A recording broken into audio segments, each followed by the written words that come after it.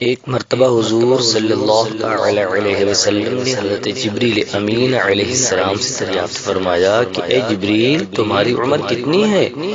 تو جبریل نے عرض کیا حضور مجھے کچھ خبر نہیں، ہاں اتنا جانتا ہوں کہ چوتھے حجاب میں ایک نورانی تارہ 70,000 برس کے بعد چمکتا تھا، میں نے اسے 72,000 مرتبہ چمکتے دیکھا ہے۔